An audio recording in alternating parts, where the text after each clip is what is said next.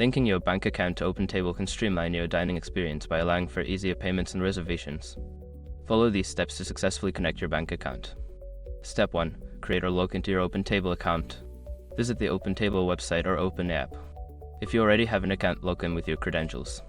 If you don't have an account, create one by providing the required information. Step 2. Navigate to Payment Settings. Once logged in, go to your account settings.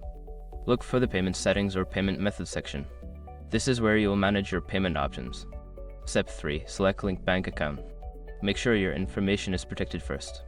Most people don't think about breaches until something actually happens to their accounts.